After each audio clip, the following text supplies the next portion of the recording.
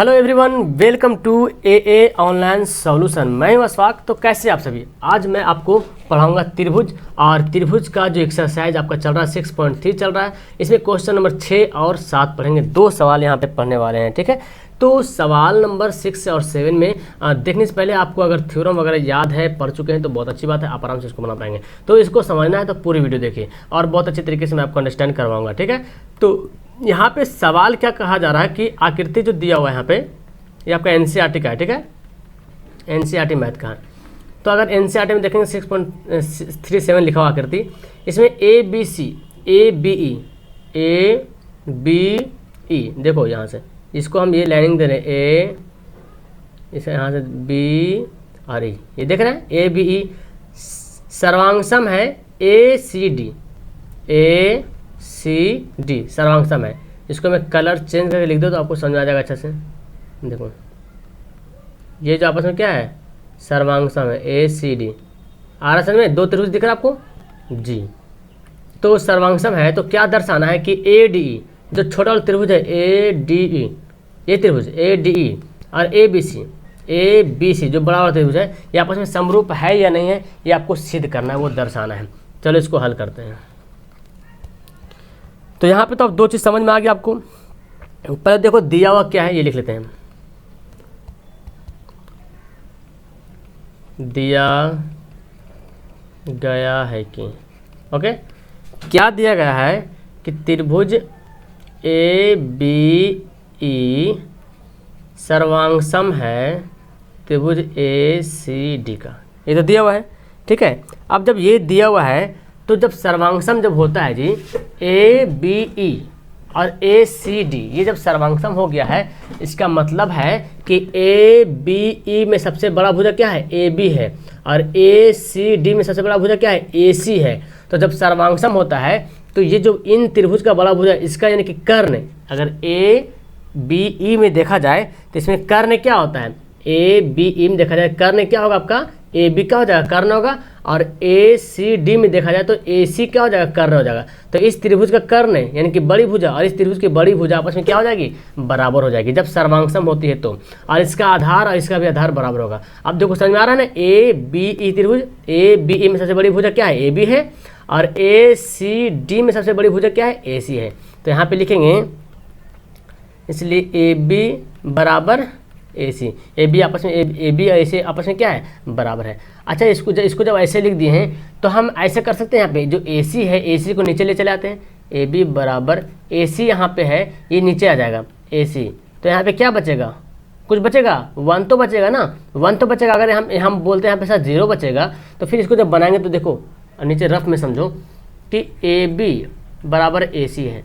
अगर हम A B को ऐसे रहने ए सी को नीचे ले चलाएँ और यहाँ पे बोलते सर 0 बच जाएगा, तो फिर इसको अगर हल करेंगे तो ये आना चाहिए ना। तो देखो हल करेंगे तो ए सी तो फिर गुना हो जाएगा तो 0 हो जाएगा। तो कहाँ से आ रहा है ये, इसका मतलब ये है कि जब ए बी बराबर ए सी होता है तो ए सी को नीचे ले जाएंगे तो बचा क्या 1, क्या को 1 से जब इसको गुना करें तो वही आ जाएगा, ठीक है ना। या तो इसको आप ऐसे लिख सकते हैं ए बी बराबर ए सी है, अब दोनों को 1 से गुना कर दो, कोई फर्क पड़ने वाला है, कोई फर्क नहीं पड़ने वाला है। अब ए सी को ले चलाएंगे नीचे तो यहाँ पे क्या बचेगा, 1 बचेगा। तो ये तो समझ रहे हैं आप अच्छे तरीके से। तो वही कंडीशन यहाँ पे अप्लाई करना है, अप्लाई कर दिए, ये आपका समीकरण क्या हो गया, फर्स्ट समीकरण हो गया, ठीक है। ये समझ आ गया। इसके बाद आप यहाँ पे देखें कि जो इस त्रिभुज में ए डी ई जो त्रिभुज है, सॉरी ए बी ई है ना त्रिभुज, ध्यान से देखिएगा, ए बी ई में सबसे छोटी भुजा क्या है, ए ही है कि नहीं, ए ही। और देखो बड़ी त्रिभुज ए सी डी में, ए सी डी में सबसे छोटी भुजा क्या है, ए डी है कि नहीं। तो ये भी छोटी, इस त्रिभुज का छोटी भुजा ये हो गया, इस त्रिभुज की छोटी भुजा ये हो गई है। तो दोनों भुजाएं आपस में क्या हो जाएगी, बराबर हो जाएगी। तो यहाँ पे लिख सकते हैं तथा क्या लिखेंगे, ए डी बराबर है ए का, ए डी ए आपस में क्या है, बराबर है। कैसे बराबर हुआ समझ में आया ना, क्योंकि त्रिभुज पहले से बोल दिया कि सर्वांगसम है। जब त्रिभुज सर्वांगसम हो जाती है तो उसकी बड़ी भुजाएं आपस में समांतर हो जाएगी, बराबर हो जाएगी, उसकी जो आधार होगा वो भी क्या होगा, आपस में बराबर हो जाएगा। इसको भी सेम कंडीशन अप्लाई करेंगे, यानी कि ए डी जो लिखा हुआ है और ये ए जो है इसको ले चले आएंगे नीचे में। तो जब नीचे ले चलाएंगे तो क्या बचेगा, यहाँ पे बचेगा 1 समीकरण सेकेंड। अब फर्स्ट समीकरण सेकेंड से देख लेते हैं। समीकरण फर्स्ट तथा सेकेंड से। आप देख रहे हैं ए बी बटा ए सी 1 के बराबर है और ए डी बटा ए भी 1 के बराबर, दोनों 1 के बराबर है। तो इसका मतलब ए बी बटा ए सी और ए डी बटा ए भी आपस में क्या हो जाएगा, बराबर हो जाएगा, क्योंकि दोनों 1 के बराबर हैं। इसलिए ए बी बटा ए सी बराबर है किसके, ए डी बटा ए। यहाँ तक समझ में आ गया कि आपस में क्या हो गया, बराबर हो गया। ठीक है, कैसे बराबर होता है आपको पता चल गया कि समीकरण फर्स्ट सेकंड से जब किए तो आपस में क्या हो जाएगा, बराबर हो गया। अब नेक्स्ट यहाँ पे देखो, अब एक बात यहाँ पे समझिए कि हमको लाना है क्या, ए बी लाना है ना, हमको क्या सिद्ध करना है, ए डी ई, यानी कि ए डी ई और ए बी सी आपस में सर्वांगसम सिद्ध करना है, समरूप सिद्ध करना है। ए डी ई छोटा त्रिभुज और ए बी सी बड़ा त्रिभुज।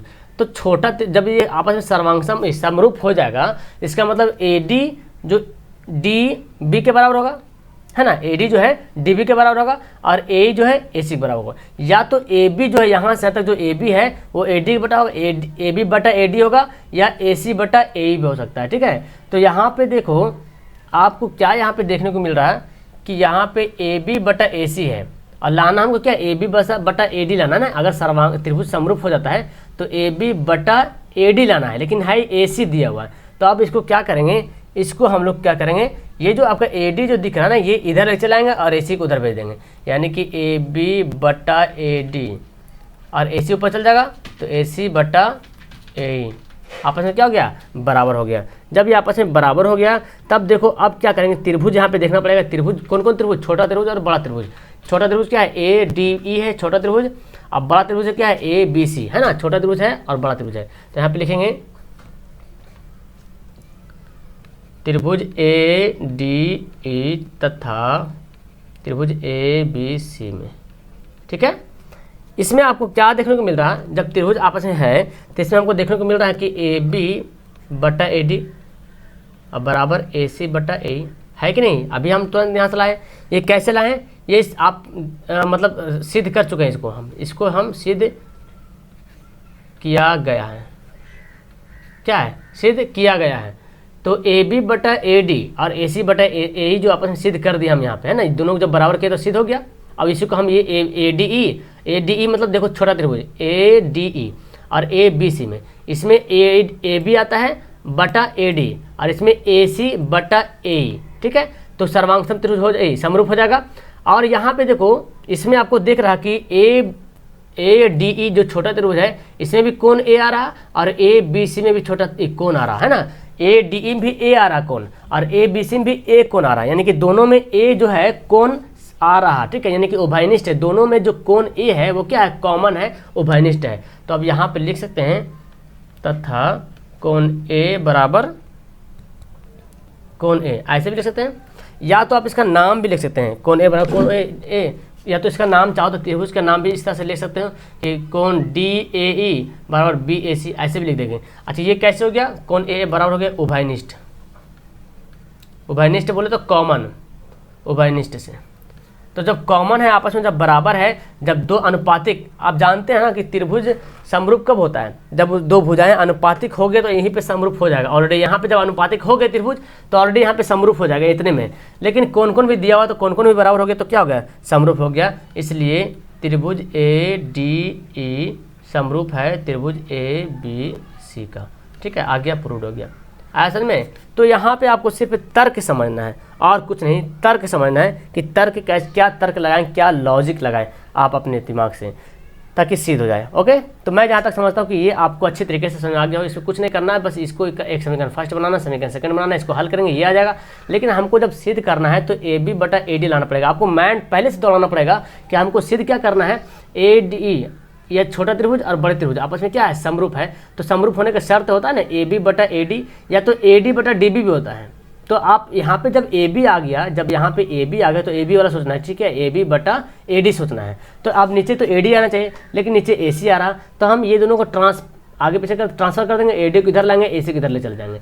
तो जब ये जब हो जाएगा तो आपस में जाहिर सी बात, जब दो त्रिभुज में जब ऐसा रूल आ जाता है तो समरूप तो होना ही होना है। ठीक है, समझ में आ गया। चलो सवाल नंबर पढ़ते हैं 7। ओके, नेक्स्ट देखिए सवाल नंबर 7, बहुत अच्छा सवाल है।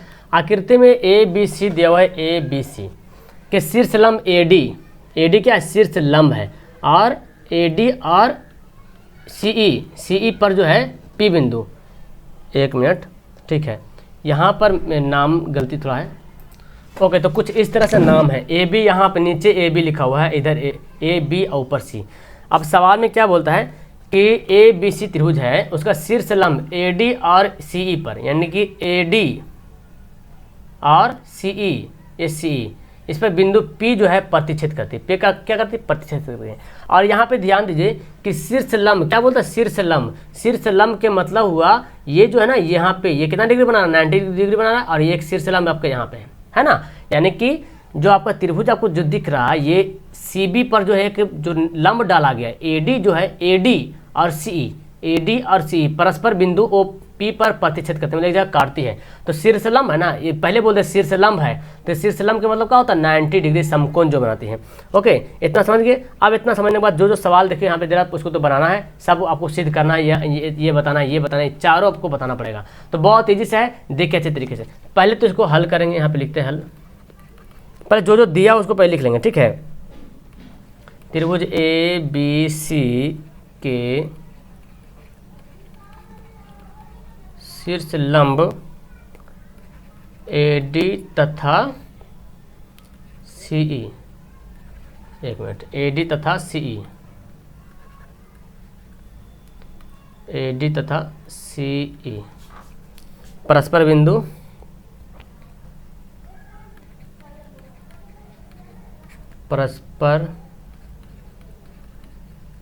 बिंदु P पर प्रतिच्छेद करती हैं, ठीक है। ये तो दिया हुआ सवाल है पहले से। आप सवाल और फर्स्ट हल करेंगे। फर्स्ट में क्या बोल रहा? त्रिभुज AEP, देखो यहाँ समझो, AEP और त्रिभुज CDP आपस में समरूप है या नहीं, ये आपको दिखाना है, ठीक है। तो जैसे जैसे बोलते हैं वैसे कर लेंगे। आपको यहाँ पे लिख लेंगे त्रिभुज AEP तथा त्रिभुज CDP, जो समरूप करने बोल रहा ना, उसी को यहाँ पे लिखेंगे। देखो यही ना बोल रहा है, यहाँ पे देखो, आपको दिखेगा हल्का सा, ये देखो दिख रहा ना, क्या बोल रहा? AEP और CDP समरूप है कि निश्चित करने बोल रहा, तो हम AEP और CDP में ही लेंगे। अब देखो इस त्रिभुज को ध्यान से देखो, तो आप देखो AEP, एक त्रिभुज यहाँ पे AEP और दूसरा त्रिभुज कहाँ पे? CDP, यहाँ पे एक त्रिभुज है। तो इस त्रिभुज में आपको क्या दिख रहा है? जो AEP में जो एक 90 डिग्री बन रहा है और CDP में भी एक 90 डिग्री बन रहा कि नहीं बन रहा। और फिर आप देखोगे ये कोण आपस में क्या है? शीर्षाभिमुख कोण है, जो 9 क्लास में पढ़े होंगे। शीर्षाभिमुख कोण आपस में क्या होती है? बराबर होते हैं। तो जो कोण यहाँ होगा वही कोण यहाँ होगा। अब इसका नाम कैसे लिखेंगे? AEP का नाम क्या लिखेंगे? क्योंकि कोण हमको लिखना E वाला, तो हम लिखेंगे AEP। क्या लिखेंगे? AEP लिखेंगे। और हमको लिखना है कोण D लिखना है, तो CDP लिखेंगे। क्या लिखेंगे? CDP। आपस में क्या है? बराबर है। तो लिखेंगे यहाँ पे कोण AEP बराबर है कोण CDP भी लिख दो, कोई दिक्कत नहीं। CDP, बीच में D आना चाहिए। ये क्या आ गया? ये कैसे आया? आप यहाँ बोल सकते पर में 90 का, ये पर में क्या है? 90 का है, पर में 90 डिग्री का है, यानी कि 90 डिग्री का जो पर में है ना, जो थ्योरम, उसी के हिसाब से लाए हैं, ठीक है। और तथा यहाँ पे देखो एक और, देखो यहाँ पे अब आपको कौन मिल रहा? APE, P वाला जो कोण है इधर वाला APE, और CPD इधर से, या DPC बोल सकते हैं, CPD या DPC। तो ये कोण आपस में क्या है? बराबर है। तो इसका भी नाम लिख देंगे APE बराबर CPD। यहाँ पे लिख लेते हैं APE जो है बराबर है, कोण लिखना पड़ेगा, कोण CPD। ये कैसे बराबर हो गया? तो शीर्षाभिमुख कोण से। कैसे हुआ? शीर्षाभिमुख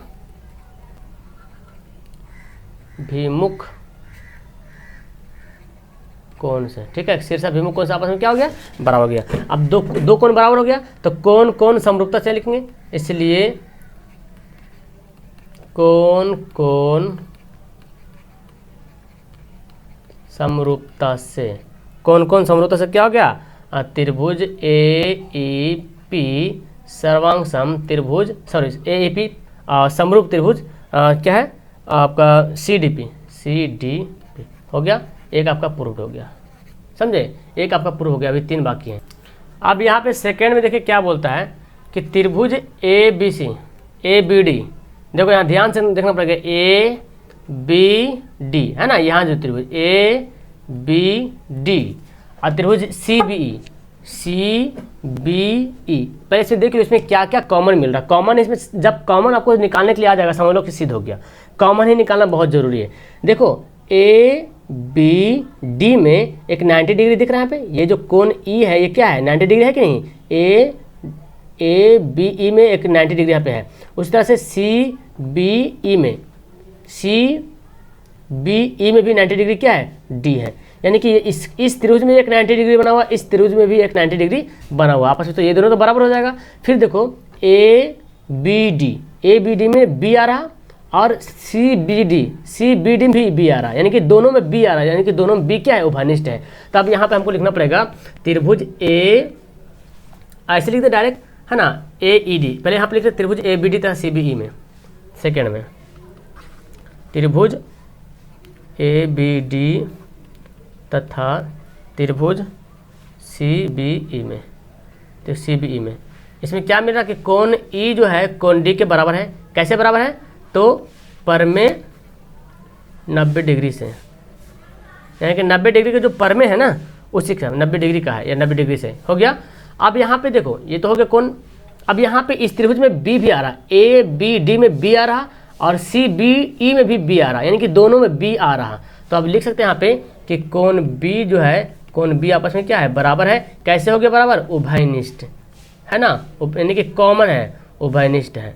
तो जब दो कोण मिल गया तो यहाँ पे लिख देंगे कोण कोण समरूपता से, क्या लिख देंगे, कोण कोण समरूपता से लिख देंगे, फिर त्रिभुज सर्वांग समरूप हो जाएगा।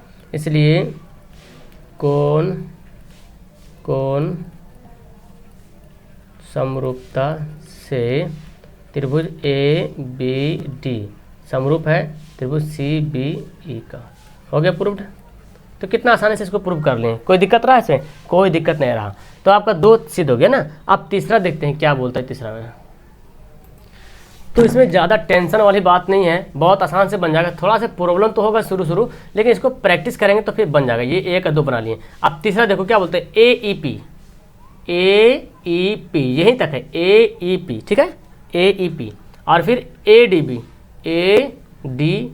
अब इसमें देखो पहले देख लो कॉमन क्या मिलता है। ए ई पी में ए ई देख रहे 90 डिग्री है, ए ई पी में ई क्या हो गया 90 डिग्री हो गया, और ए डी बी में ये डी क्या हो गया 90 डिग्री, यानी कि दोनों में 90 डिग्री आपस में है, दोनों 90 डिग्री बराबर होता है। फिर देखो ए ई पी में ए आ रहा, ए ई पी में ए आ रहा ना, और ए डी बी में भी ए आ रहा, यानी कि ए दोनों त्रिभुज में आ रहा। अब इसी को लिखना पड़ेगा, ठीक है। पहले यहाँ पे दर्शा लेते हैं।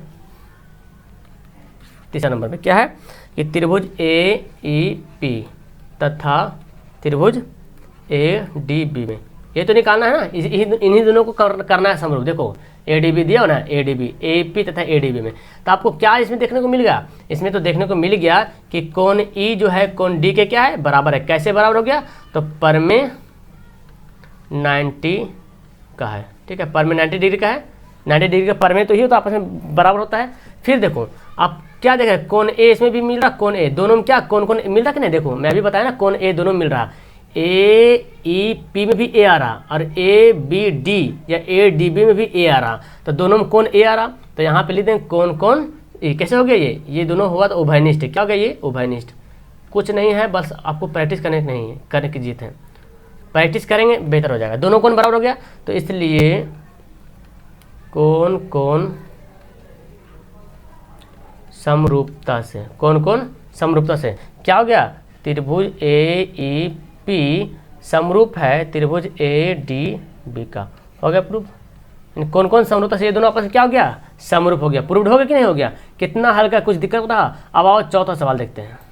अब देखो चौथा नंबर भी इसी तरह से दे रहा, चौथा नंबर भी इसी तरह से दे रहा, आराम से समझ लोगे। देखो पी डी सी और बी ई सी, पी डी सी समझो, पी डी सी ये ऊपर वाला पी डी सी, समझ में आ रहा ना, P D C. P D C में क्या दिख रहा है, 100 जो है 90 डिग्री है, पी डी सी में डी 90 डिग्री हो गया। फिर बी ई सी, बी ई सी में 90 डिग्री क्या हो गया, ई हो गया, यानी कि दोनों 90 डिग्री बराबर हो जाएगा। और फिर यहाँ पे एक चीज़ क्या देख रहे हो कि पी डी सी में सी आ रहा और ई बी सी में भी सी आ रहे हैं, यानी कि दोनों कोण भी बराबर हो रहा, सी भी बराबर हो रहा। तो अब इसी को हमको यहाँ पे लिखना पड़ेगा। चौथा नंबर है ना, त्रिभुज पी डी सी तथा त्रिभुज बी ई सी में, ठीक है, ये लिख लीजिए। इसमें क्या मिल रहा, देखो कौन कौन बराबर हो रहा। पहले तो कौन डी और कौन ई आपस में बराबर हो गया, पी डी सी में डी हो गया 90 डिग्री और बी ई सी में ई हो गया 90 डिग्री, ठीक है। तो यहाँ पे लिख लें कौन ई बराबर कौन डी, कैसे बराबर हो गया, तो पर में 90 डिग्री का है। ये किसका है, पर में 90 डिग्री से, ये पर में 90 डिग्री का है, ये हो गया। फिर इसमें क्या देख रहे हैं आप कि पी डी सी में सी कॉमन हो गया और ई बी सी में भी सी कॉमन हो गया, सी सी क्या हो गया, कॉमन हो गया। जब सी सी कॉमन हो गया तो कौन सी बराबर कौन सी, ये क्या हो गया, कॉमन, बोले तो उभयनिष्ठ, कॉमन को हिंदी में बोलते उभयनिष्ठ, उभयनिष्ठ है। तो उभयनिष्ठ और कौन कौन मिल गया, तो इसलिए कौन कौन समरूपता से, कौन कौन समरूपता से क्या हो जाएगा, त्रिभुज पी डी सी समरूप त्रिभुज बी ई सी हो गया। और ये आपका क्या हो गया, प्रूव्ड हो गया। किसी प्रकार का कोई दिक्कत हुआ होगा, मैं समझता हूँ कि बहुत आसान से आप समरूप त्रिभुज को सिद्ध करने के लिए, अगर आपको अच्छे तरीके से समरूप त्रिभुज सिद्ध करने के लिए आ गया होगा, है ना। और आप इसको देखिए, शुरू है, फर्स्ट टाइम में प्रॉब्लम तो होगी आपको, है ना। इसको प्रैक्टिस करना है, ये ऐसा लेसन है ना त्रिभुज वाला, प्रैक्टिस करने की चीज़ है। प्रैक्टिस नहीं करोगे तो भूल जाओगे, क्योंकि नियम, समरूपता का नियम आपको पता होना चाहिए। जो भी मैं पढ़ाया हूँ थ्योरम वगैरह तो पता होना चाहिए, पता होने के बाद फिर आप इसको आराम से बनाएंगे। और ये ऐसा क्वेश्चन है जी जिसको प्रैक्टिस मांगता है, प्रैक्टिस नहीं करोगे तो भूल जाओगे, ठीक है, दिमाग से निकल जाएगा। तो प्रैक्टिस 1 से 2 बार प्रैक्टिस कीजिए, मेरे ख्याल से आपको आसान लगेगा, सबसे ईजी लगेगा इसको बनाने में। इसमें तो कुछ भी कैलकुलेशन भी नहीं करना पड़ता ना, इसमें कुछ कैलकुलेशन करना पड़ता है, 2 3 5 कुछ भी नहीं आता, सिर्फ बस बैठा दो, मान वैल्यू बैठा दो, A B D C D ऐसे लिख दो और हमारा क्या हो जाएगा, प्रूव हो जाएगा। तो ये सबसे ईजी लगता है, कैलकुलेशन करने की जरूरत भी नहीं पड़ती है। तो चलो मैं समझता हूँ कि ये आपका 6 और 7 अच्छे तरीके से समझ में आ गया होगा। और अभी इसमें 16 सवाल बाकी, तो सबको 2-2 सवाल करके आपको पूरा करेंगे, बहुत जल्दी खत्म होने वाला है। ये 6.3 जैसे खत्म होगा फिर 6.4 6.5 पढ़ाएंगे आपको। तो वीडियो अच्छी लगे तो लाइक कर दीजिए, पहली बार आए तो सब्सक्राइब कर दीजिए। सब्सक्राइब इसलिए कीजिए क्योंकि आपको यहाँ पर डेली सुबह 7 बजे, सुबह 9 बजे, 3 बजे दिन में, शाम को 7 बजे, ये 4 टाइम आपका क्लास चला डेली, ठीक है। इसमें आप क्लास में आए तो आपकी मैट्रिक का जो तैयारी है बहुत अच्छी हो जाएगी, ठीक है। तो चलो वीडियो को करता हूँ एंड, मिलता हूँ नेक्स्ट वीडियो में। That's all, thank you everyone, have a nice day.